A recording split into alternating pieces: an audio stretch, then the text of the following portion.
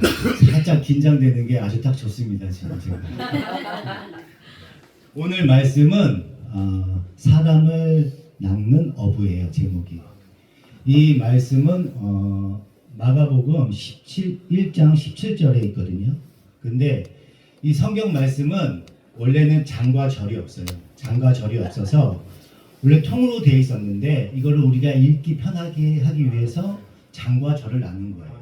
그래서 이 사람을 낚는 어부, 이 말씀을 제대로 이해를 하려면 앞에의 말씀과 뒤에의 말씀을 우리가 살펴봐야 이 사람을 낚는 어부라는 그 말씀을 그래도 정확하게까지는 아니지만 성경의 말씀은 우리가 정확하게 이해할 수는 없어요. 하나님의 말씀이기 때문에 그거를 성경 말씀을 추적해 나가면서 그 말씀에서 어떤 의미가 있는지 그거를 우리가 추리해내는 거예요. 모든 걸 다 알 수는 없지만 거기에 그 귀한 말씀과 뜻이 있거든요. 그걸 우리가 알아나가는 겁니다. 먼저 마가복음 1장 14절에 보시면 요한이 잡혔대요. 요한. 여기서 이 요한이 누구죠? 사도 요한. 세례 요한이죠. 세례 요한. 세례 요한이 잡혔어요. 세례 요한이 왜 잡힌 거예요? 세례 요한이? 분봉왕 헤롯이 동생의 그 부인 헤로디아를 그 미모에 반해서 그 동생의 아내를 갈취합니다. 그래서 자기의 아내를 만들어요. 그래서 그거를 세례 요한이 어떻게 그럴 수가 있느냐, 왕한테 이렇게 직언하기가 쉽지 않거든요. 목숨을 내놓고 지금 직언을 한 거예요. 그 직언을 했더니 그 얘기가 너무 듣기 싫어서 잡아서 가둔 겁니다. 지금. 그래서 잡아 가뒀다는 얘기가 여기서 시작되는 거거든요. 그런데 15절에 이르시되 때가 찼고 그랬습니다. 때가 찼고. 때가 어떤 거냐면 구약의 시대 마지막 선지자 세례 요한이 잡힘으로 인해서 구약의 시대는 가고 예수님의 시대, 새로운 시대, 복음의 시대가 나타나기 시작했다. 그 때가 왔다는 걸 말씀하기 위해서 때가 찼다고 말씀하시는 거예요.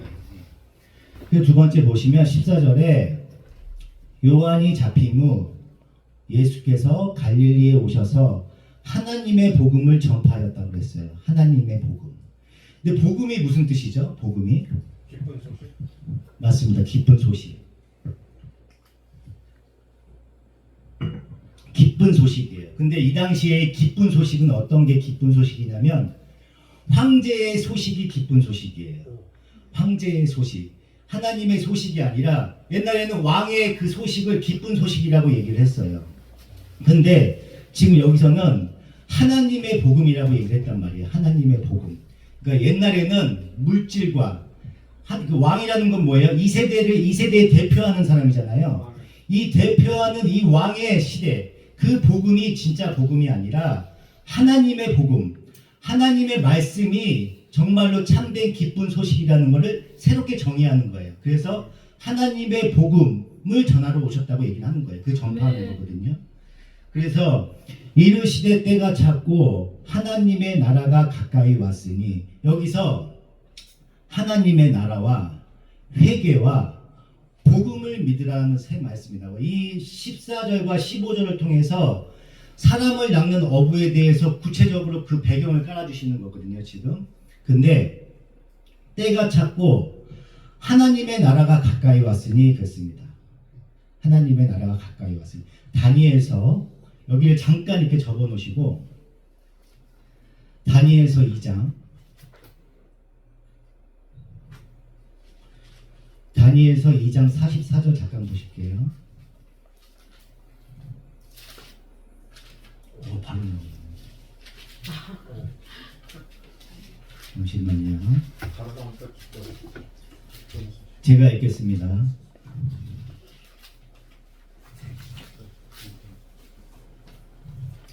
이 여러 왕들의 시대에 하늘의 하나님이 한 나라를 세우시리니 이것은 영원히 망하지도 아니할 것이요 그 국권이 다른 백성에게로 돌아가지도 아니할 것이요 도리어 이 모든 나라를 쳐서 멸망시키고 영원히 설 것이라. 아멘. 아멘.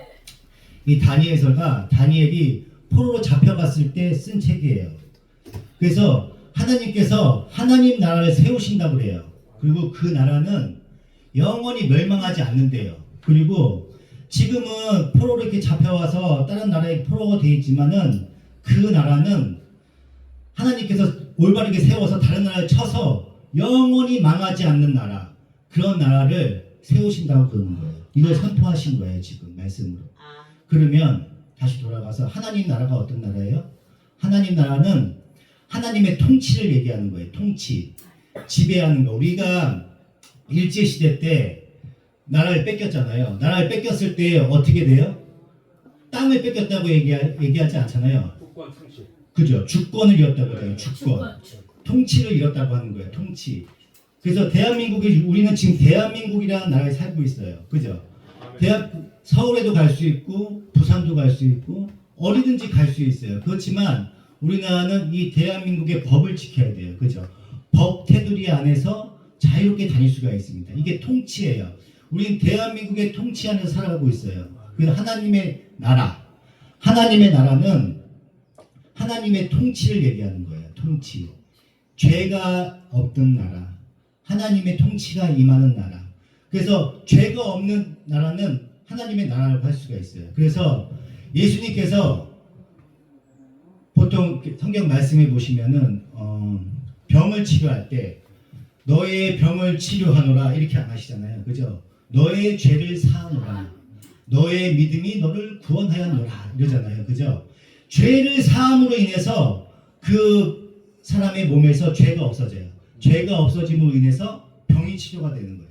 병과 이 욕심과 죄 이런 것들이 다 죄로 인해서 나타나는 증상이거든요. 병은 죄를 나타내는 증상이에요.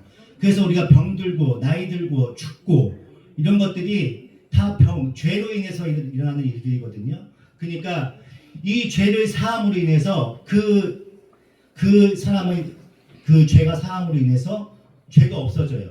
그 안에 하나님 나라가 임한 거예요. 그래서 하나님 나라가 너희 가운데 임하느니라 이렇게 말씀하시는 거예요. 그래서 그러면 누가복음 11장에 보시면 11장 20절에 그러나 내가 만일 하나님의 손을 힘입어 귀신을 내쫓는다면 하나님의 나라가 이미 너희에게 임하였느니라 이렇게 되어 있어요.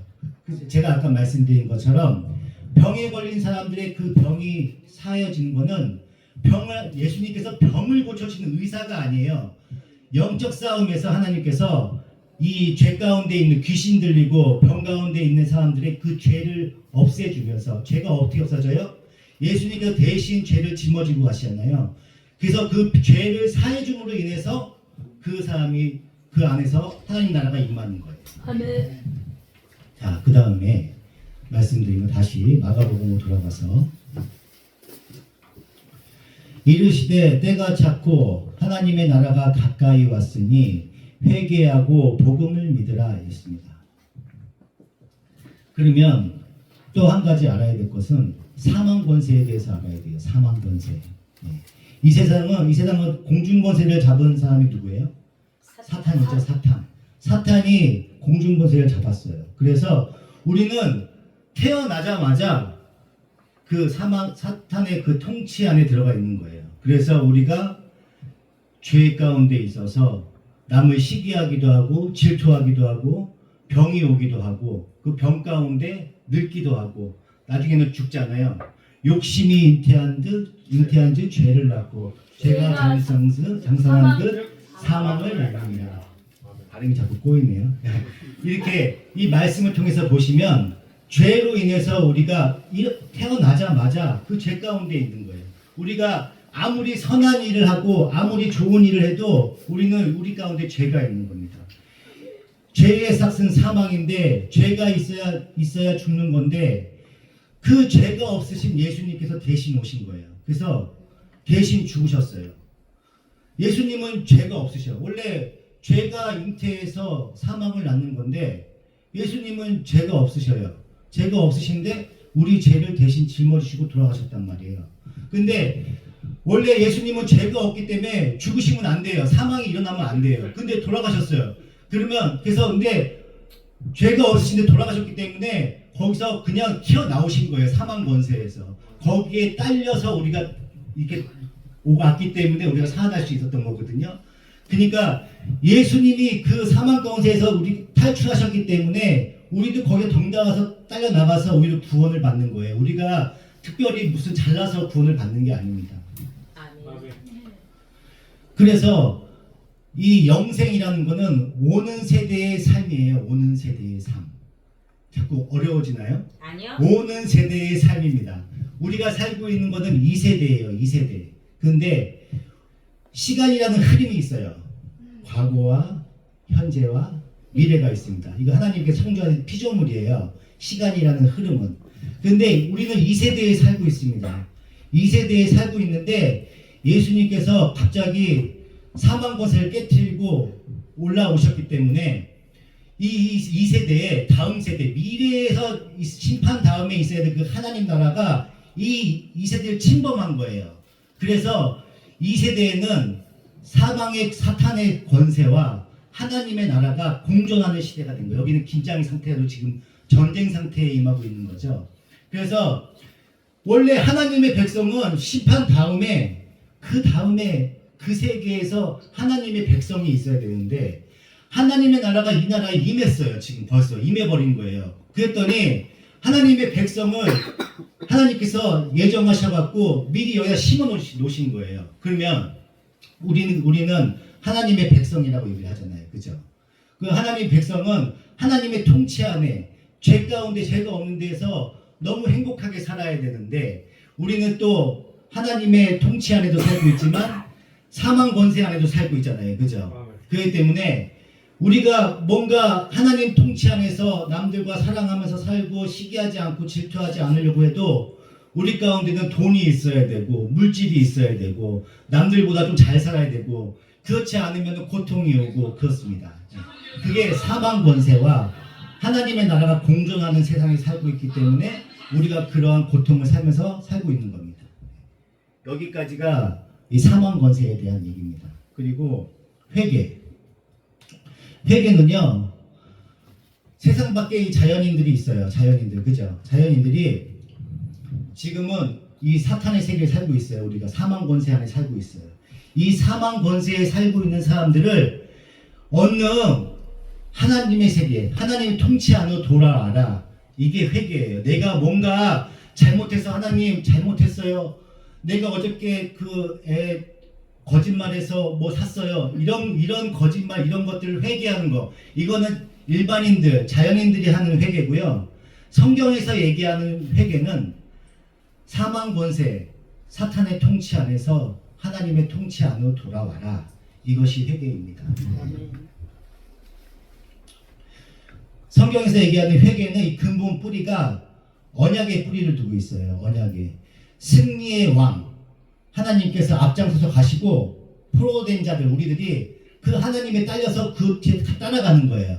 그게 우리가 이제 회개에 동참하는 거, 그게 진짜 회개입니다. 그러니까 우리가 뭔가를 나는 이제부터 하나님 통치 안으로 들어가야지 하고 이렇게 딱 들어갈 수가 있는 게 아니에요.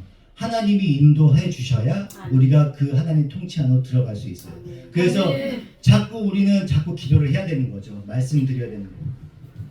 그러면 여기서 이 하나님 나라가 가까이 왔으니 회개하고 복음을 믿으라 하시더라 이렇게 말씀하셨어요.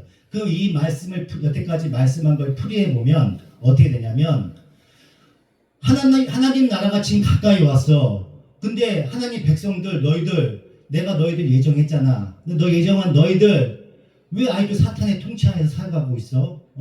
빨리 하나님의 통치 안으로 돌아와라. 지금 이 말씀을 하시는 거예요. 지금 여기 말씀은. 그래서 하나님 나라에 가까이 왔으니 예수님이 오셨기 때문에 가까이 오고 있는 거예요. 예수님께서 죄를 사함으로 인해서 하나님 나라가 이미 임한 거예요. 그런데 그 하나님 나라는 아직 사탄과 같이 공존하고 있기 때문에 완벽한 하나님 나라가 아니에요. 그래서 우리는 항상 어려움에 처하죠. 그래서 예수님, 하나님 제발 그 완벽한 하나님 나라로 저 가게 해주세요. 지금 여기에 있는 이 불안정한 이 하나님 나라는 너무 힘들고 괴롭습니다. 제발 저를 그 완벽한 하나님 나라로 돌아가게 해주세요. 그렇게 기도하는 거예요. 우리가 하나님 나라로 간다는 얘기가 지금 여기도 하나님 나라에 임해요. 그런데 여기 안에서 하나님 나라의 통치 안에서 살아가는 게 너무 힘들기 때문에 그 완벽한 하나님 나라로 저도 같이 동참할 수 있게 저를 같이 데려가 주세요. 이렇게 기도하는 겁니다. 그러면 여기서 다시 말씀드리면 너희들 내 백성이고 내가 예정한 백성들인데 너희들 아직도 사탄의 통치하에 살아가고 있어? 우상을 섬기고 있어? 너희들 힘으로 하나님 나라에 갈 수 있다고 생각하고 있어? 그거 다 잘못된 생각이야. 오늘 빨리 마음을 돌이켜서 하나님 통치 안으로 돌아와라. 지금 이 말씀을 전하고 있는 겁니다. 아멘. 그래서 여기까지가 지금 밑바탕이에요. 바탕. 이 사람을 낚는 어부를 이해하기 위해서는 이 복음과 회개와 하나님 나라에 대해서 이해를 하고 계셔야 돼요. 하나님의 통치가 임하는 곳이 하나님의 나라고 하나님의 통치 안으로 들어가는 것이 회개입니다. 요거를 이해하시고 다시 본문을 보겠습니다. 예수께서 이르시되 나를 따라오라 내가 너희로 사람을 낚는 어부가 되게 하리라 이랬습니다. 사람을 낚는 어부. 여기서 보면 주님께서 제자들을 부르시면서 그들에게 사람을 낚는 어부가 되게 하시겠다고 말씀을 하셔요. 그죠? 이 말씀은 주님께서 그들에게 구원의 복음을 전하는 일을 맡기셔서 그들로 하여금 하나님 백성들을 불러 모으는데 그들 쓰겠다고 말씀하시는 거예요. 그죠? 근데 잘 생각해 보세요. 여기서 물고기가 물에서 이렇게 낚여 올려지면 물고기는 어떻게 되죠? 죽죠. 물고기는 죽어요. 그러면 주님께서 제자들한테 사람을 낚아 올려서 죽이는 자로 만드시겠다고 지금 말씀하시는 거예요. 지금? 그런 말씀은 아닌 것 같죠? 그러면 여기서 사람을 낚는 어부라는 뜻을 좀 알아볼 필요가 있습니다. 사람을 낚는 어부라는 표현은 예수님께서 제일 먼저 말씀하신 말씀이 아니에요. 구약에 보시면 이 선지자를 통해서 이런 똑같은 표현을 하신 데가 있습니다. 예레미야 16장을 펴보시겠습니다.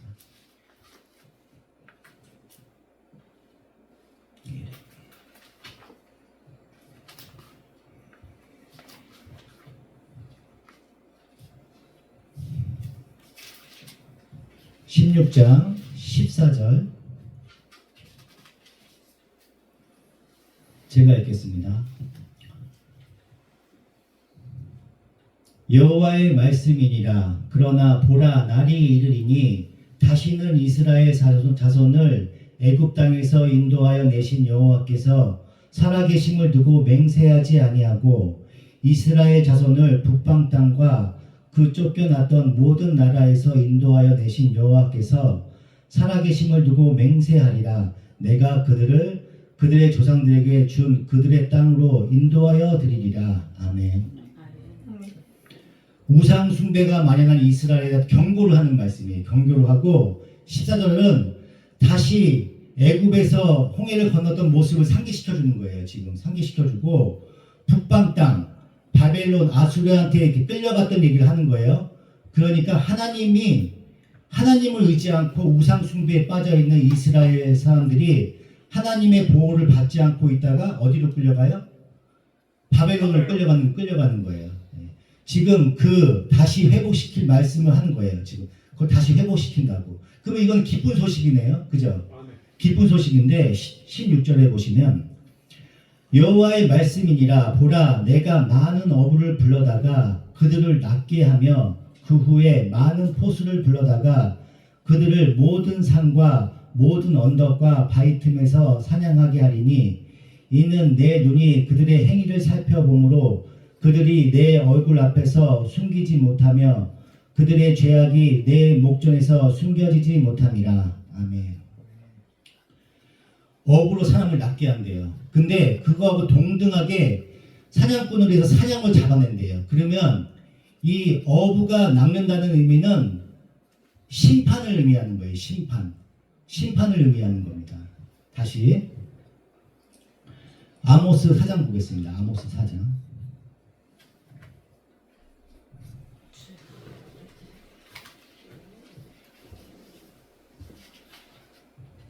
아모스 4장 2절.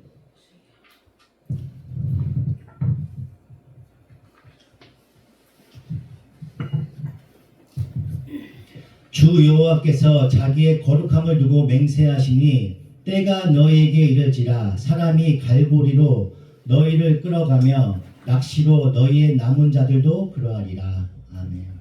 여기도 아모스서에서 이야기는 하나님의 심판의 때를 지금 묘사를 하고 있는 거예요. 그러니까 갈고리와 낚시 다 심판을 의미하는 겁니다. 그러면 사람을 낚는 어부는 얘기는 심판을 얘기하는 거예요. 우리는 하나님께서 우리를 낚아 올렸으니까 이제부터 너무 행복해. 부자도 되고 모든 걸 다 이루어주실 거야. 우리 이렇게 보통은 많이 생각하거든요. 그런데 이 사람을 낚는 어부는 낚인 다음 심판을 얘기하는 거예요. 심판. 우리가 생각하는 거하고 너무 많이 틀리죠. 마가복음 1장 21절. 마가복음 1장.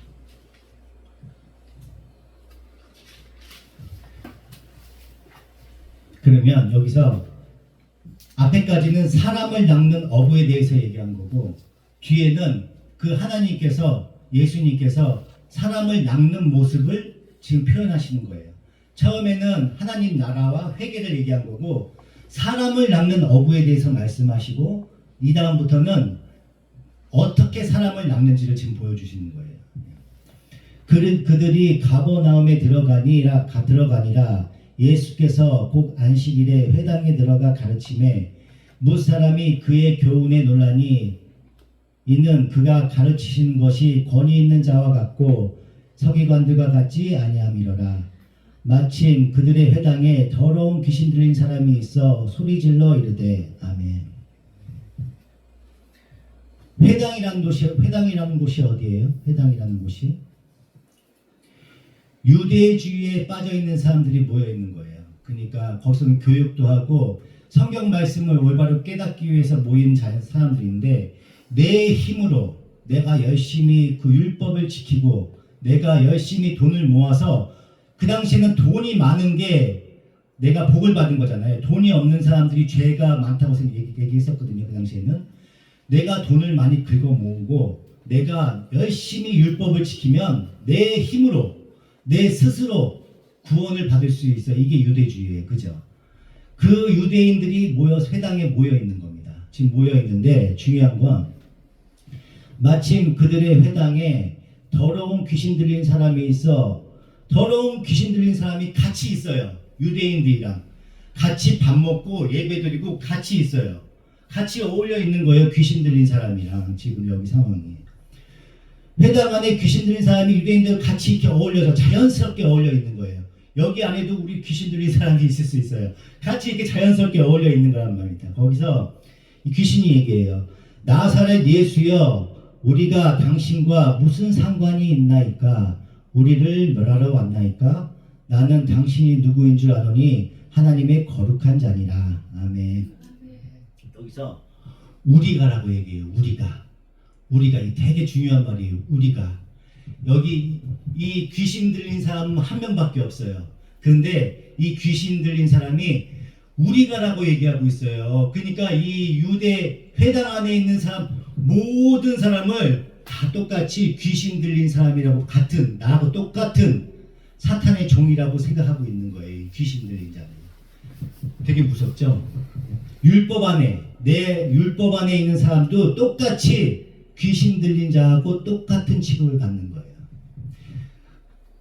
요한복음 6장에 보면은 오병이어의 기적이 나오잖아요. 그죠? 거기서 보시면 예수님께서 우리가 어디서 떡과 그것을 구할 수 있냐 이렇게 얘기하시잖아요. 거기서도 예수님께서 우리가라고 얘기해요. 우리가.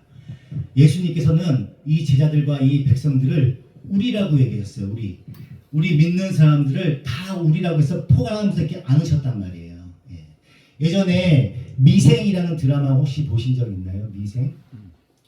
미생이라고 드라마가 있었어요. 거기서 바둑을 두고 왕따로 살고 있던 애가 회사에 취직을 해서 항상 그 조직 생활에서 적응하지 못하고 그러고 살고 있었는데 그 과장이 그 친구를 보호해주고 다른 부장한테 얘기를 하면서 너 왜 우리 애를 왜 자꾸 괴롭혀? 너 왜 우리 애를 괴롭히니? 그렇게 막 술 먹으면서 하소연하듯이 얘기하는 장면이 있거든요. 그 말에 이 장그래라는 그 주인공이 감명을 받아서 아 부장님이 날 우리라고 부르셨어. 나는 여기 안에 속해 있나 봐. 감명받아서 그날 밤 너무 눈물을 펑펑 흘리거든요. 그래서 우리예요. 우리. 우리는 하나님과 함께하고 있어요. 하나님과 함께하고 계시고 그 오병이어의 기적에서도 너희는 우리랑 함께 있어서 그 물질에 대해서 걱정하지 마. 우리야 우리 이렇게 말씀하시는 거거든요. 근데 제자들은 거기서 이걸 어떻게 다 구해요? 돈이 엄청 많이 필요해요. 자꾸 이렇게 얘기하잖아요. 예수님께서 다 구해주신다고 우리라고 얘기를 하시는데 그 우리라는 의미를 깨닫지 못하고 그렇게 얘기를 하는 거예요. 그 똑같은 표현을 지금 이 사탄이 하고 있는 거예요. 우리가 당신과 무슨 상관이 있나이까? 엄청 무서운 얘기예요. 여기 안에서 예배를 드리고 있지만 우리는 다 귀신 들린 자예요. 우리는 다 귀신 들린 자예요. 우리는 다 가짜예요. 진짜는 예수님 한 분밖에 안 계십니다. 아멘. 예수님이 구원을 받으셨고 하나님 나라에 가는 건 우리가 딸려가는 것뿐이 없어요. 우리는 다 가짜예요. 우리 다 죄인들이라고 해요. 우리는 다 귀신 들린 자예요. 귀신 들린 자들 가운데서 예수님께서 이렇게 끄집어내시는 거라고. 뭐 특별히 잘한 것도 없어. 그냥 얼굴 잘생겨서 뽑는 것도 아니에요. 그냥 끄집어내시는 거예요. 그 죄인들 가운데에서. 우리는 그래서 여기에 있는 우리는 다 귀신 들린 자예요. 다 우리는 죄인이란 말입니다. 죄인이고 잘난 거 하나도 없어요. 단지 우리는 예수님 믿는 거, 진짜인 예수님 믿는 거 하나밖에 없습니다. 그로 인해서 우리가 구원을 받는 거예요. 나 살아있는 예수여, 우리가라는 표현, 되게 재밌는 표현이에요. 그래서 제가 이거를 우리라는 표현을 그래서 여기서도 기억하고 저기서도 기억하고 오늘은 우리만 기억해도 돼요. 우리라는 표현만 기억하셔도 크게 위안을 받을 수 있어요. 예수님은 우리와 함께하고 계시니까. 그러면 나사렛 예수여 우리가 당신과 무슨 상관이 있나이까? 우리를 멸하러 왔나이까? 이렇게 얘기합니다. 지금 주님께서 귀신을 쫓아내시는 거예요. 귀신을 쫓아내시는데 이게 바로 사람을 낚는 어부의 그 일을 설명하고 있는 거예요. 낚아내시는 거예요. 낚아내시는 거예요. 유대인들 회당에 들어가셔서 이 귀신 속을 해서 끄집어내시는 거예요. 끄집어내서 그 많은 귀신 무리 중에서 그 한 영혼을 끄집어내 살려내시는 거예요. 지금 이 모습이. 그래서 이어서 우리랑 무슨 상관이 있나이까? 이 표현은 전쟁 용어예요. 전쟁 용어. 왜 우리랑 싸우려고 하시는 거예요? 예수님 왜 싸우려고 하시는 거예요? 저랑 싸울 거예요? 막 이렇게 왜 저한테 왜 이러시는 거예요? 이런 표현이에요. 이게 왜 그러냐면 사사기 11장에 보시면 11장 12절 이따가 암몬 자손의 왕에게 사자를 보내어 이르되 내가 나와 무슨 상관이 있기에 내 땅을 치러 내게 왔나이까? 아멘. 아멘. 여기서 보면은 왜 나를 공격하러 왔느냐? 이 표현이 무슨 상관이 있는데 이렇게 오셨냐? 똑같은 표현이죠, 지금. 똑같은 표현이에요. 열왕기상 17장에 보시면 17장 17절 2일 후에 그 집 주모되는 여인의 아들이 병들어 증세가 심히 위중하다가 숨이 끊어진지라 여인이 엘리야에게 이르되 하나님의 사람이여 당신이 나로 더불어 무슨 상관이 있기에 내 죄를 생각나게 하고 내 아들을 죽게 하려 내게 오셨나이까? 아멘.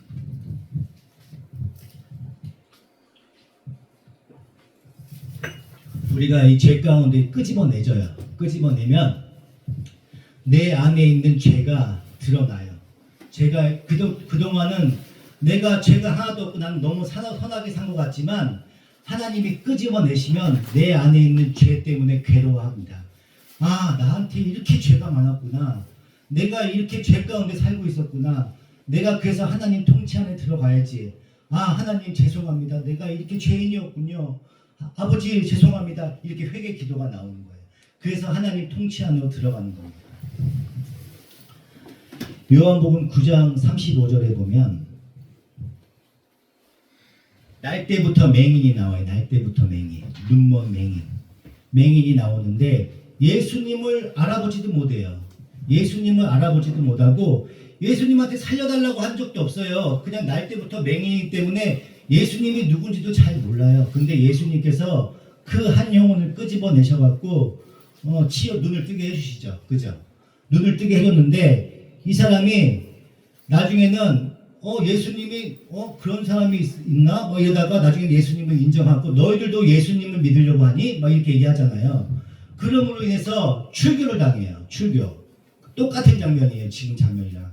회당에서 끄집어낸 것과 똑같이 출교를 당하는 것은 유대인 사회에서 끄집어낸 거거든요. 끄집어냄으로 인해서 그때 예수님이 찾아오십니다. 예수님이 찾아오셔서 네 믿음으로 너를 구원했다고 얘기를 하셔요. 그죠? 그거를 보면은 끄집어내요.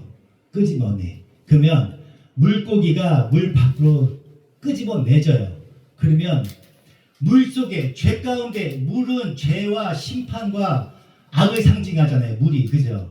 물 속에 들어가 있을 때는 너무 좋았어. 맛있는 것도 먹고 제가 회개를 하면은 제가 예수님 안 믿을 때 담배도 피고 술도 먹고 정말 너무 쾌락에 빠져 너무 즐거웠죠. 지금도 생각하면은 지금도 막 내 안에는 죄성이 있어서 날이 너무 덥고 그러면 맥주 한 잔 딱 마시면 너무 좋겠다 이런 생각이 가끔 한 번씩 이렇게 들어요. 그렇지 않나요? 맥주 맛을 아시는 분들은 아마 공감하실 거예요. 아침에 담배 맛을 기억하시는 분들은 알아요 이거를. 근데 지금도 내 안에는 죄성이 있어서 아침에 일어나거나 날씨가 너무 덥고 나면 그 시원한 맥주 광고 보면 너무 먹고 싶잖아요. 맥주 아시려나? 그것처럼 내 안에 죄성이 있어요. 내 안에 죄성이 있기 때문에 끊임없이 그걸 갈구해요. 그래서 물 밖으로 이렇게 끄집어 나오면은 너무 괴로워. 너무 괴로워서 막 그러는 거예요. 물고기가 어떻게든지 살아보려고 내 힘으로 살아보려고 막 바닥바닥 거리는 것처럼 내 힘으로 어떻게든지 살아보려고 바둥바둥 해봐야 그거는 안 돼요. 그거는 본인만 너무 괴로워지는 거예요. 빨리 죽으셔야 됩니다. 빨리 죽으셔야 돼요. 나를 매일매일 죽으셔야 돼요. 매일매일. 내 목숨이 닿을 때까지, 내가 죽는 그날까지 끊임없이 나를 죽여야 돼요. 나를 내 안에 있는 이 죄성을 죽이고 눌러야 그래야지 내 안에서 이 찬란한 하나님께서 주시는 그 영광이 나타나요. 그 영광이 나타나야 나한테 평안과 기쁨이 옵니다. 그런데 내 안에서 기쁨을 찾으려고 내 힘으로 유대인처럼 유대주의에 빠져서 내가 조금 어떻게 해서 참 해볼까? 하나님 조금만 도와주세요. 그거 저거잖아요. 무리를 걷는 예수님께서 무리를 이렇게 딱 걸으시는데 베드로가 예수님 저도 좀 걷게 해주세요. 조금만 도와주세요. 저도 걸을 수 있을 것 같아. 여기서 보면은 베드로 믿음이 엄청 좋은 것 같죠? 아니에요. 예수님 저 조금만 도와주세요. 그럼 저도 같이 걸을 수 있을 것 같아요. 지금 그 얘기하고 있는 거예요. 베드로는 우리의 그 죄성을 적나라하게 드러나는 게 그 베드로의 그 한마디예요. 그런데 물에 빠지잖아요. 예수님 너 왜 그거 못하니? 그런 게 아니라 너 이 믿음이 작은 아이라고 얘기하잖아요. 그러니까 우리의 그 죄성을 얘기하는 겁니다. 지금 거기서도 홍해 사건이 일어났어요. 홍해. 그죠? 노예 노예 생활을 하고 있었다가 홍해의 물이 갈라짐으로 인해서 구원을 받았어요. 가나안 땅으로 갔습니다. 가나안 땅으로 가면 너무 행복하고 빛처럼 너무 좋은 세상이어야 되잖아요. 먹는 것도 노예 생활했을 때 더 풍족해야 되고 더 그렇잖아요. 그래 더 아름다워야 되잖아요. 그런데 어떻게 뭐라고 얘기를 해요? 사람들이 왜 나를 여기를 데리고 와서 거기에 있을 때는 고기도 먹고 얼마나 좋았는데 나 다시 거기다 넣어줘 막 그러잖아요. 거기서도 그거랑 마찬가지로 자꾸 우리는 그 죄성으로 인해서 자꾸 물고기의 습성처럼 물속으로 들어가고 싶은 거예요. 우리는 계속 물속에 들어가면 너무 좋거든요. 헤엄도 마음대로 치고 내가 가고 싶은 대로 마음대로 가고. 근데 예수님께서 우리의 의지와 상관없이 탁 걸어요. 낚싯대를 탁 걸리면 내가 아무리 발버둥 치고 내가 아무리 살려고 발버둥 치고 해도 그 죄성에서 끄집어 내신다니까요. 예수님께서. 그러면 내가 언제 예수님 내가 이렇게 예수님이 뭔데 저를 이렇게 무슨 상관이 있으신데 똑같이 얘기하는 거예요. 우리가 왜 저를 이렇게 하셨나요? 제발 저를 원래대로 해주세요. 차라리 그게 더 행복해요. 똑같이 지금 이 귀신 들린 그 죄인처럼 똑같이 우리가 얘기를 하고 사고 있어요. 다시 물속으로 들어가시면 안 됩니다. 우리는 그 물속으로 들어가시면 안 돼요. 우리는 하나님의 백성이에요. 우리는 택함 받은 백성이란 말이에요. 그렇죠? 물속에 들어가 있으면 행복합니다. 자꾸 물속으로 들어가려고 하면 안 돼요. 우리는 자꾸 죽여야 돼요. 내가 오늘도 죽고 내일도 죽고 예수님께서 멍에를 끄셔요. 멍에를 끄시면 우리도 같이 뒤에서 이 코뚜레를 뚫고 같이 끌려갑니다. 끌려가는데 내가 이거를 예수님 뿌리치고 내가 내 스스로 가려고 하면 어떻게 해요? 코 다 찢어지고 여기 피나요. 피나. 내 마음대로 살려고 하지 마세요. 예수님 따라가면요. 고난은 있을 수 있습니다. 고난도 있을 수 있고 어려움도 있을 수 있어요. 근데 그 고난이 산같이 높았어요. 근데 예수님 따라가면 그 고난이 요만한 언덕밖에 안 돼요. 가볍게 넘을 수 있습니다. 그게 평안이고 기쁨이에요. 고난이 없다고 얘기를 하진 않아요. 근데 그 다음 예수님 믿지 않았을 당시에는 내 힘으로 그 고난을 넘으려고 했기 때문에 너무 높게 느껴지는 거예요. 근데 내 이 코드 멍에를 예수님한테 맡기면 예수님 따라서 자연히 건너갈 수가 있습니다. 그게 바로 내가 죽는 삶이에요. 나를 죽여야 됩니다. 나를 죽이고 온전히 하나님만 바라봐야 돼요. 우리는 특히 더 이 죄 가운데 있어요. 제가 이 예수님을 믿음으로 인해서 그전에는 돈도 많고 삶이 너무 풍요로웠어요. 근데 살면서 한 번도 평안하게 쉬어본 적이 없어요. 계속 내가 이만큼을 벌면 나보다 더 내가 만약에 10억을 벌었으면은 10억을 벌기 전에는 10억이라는 돈이 큰 돈처럼 여겨져요. 근데 내가 10억을 벌면 나보다 그 노는 물이 달라져요. 노는 물이 10억 강남으로 이사를 가면은 200억, 300억, 500억 갖고 계시는 분들이 계세요. 그러면 내 돈은 너무 작게 느껴지는 거죠. 끊임없이 갈구하면서 살아가게 됩니다. 그래서 저는 여태까지 해외여행을 한 번도 가본 적이 없어요. 해외여행도 한 번도 가본 적이 없고 어디 여행도 제대로 가본 적이 없습니다. 그것처럼 근데 지금은 예수님 믿음으로 인해서 제가 생활하면서 많이 내려놓게 되다 보니까 제주도도 한번 가보고 여러 군데 구경도 가보고 삶이 평안 가운데 임하더라고요.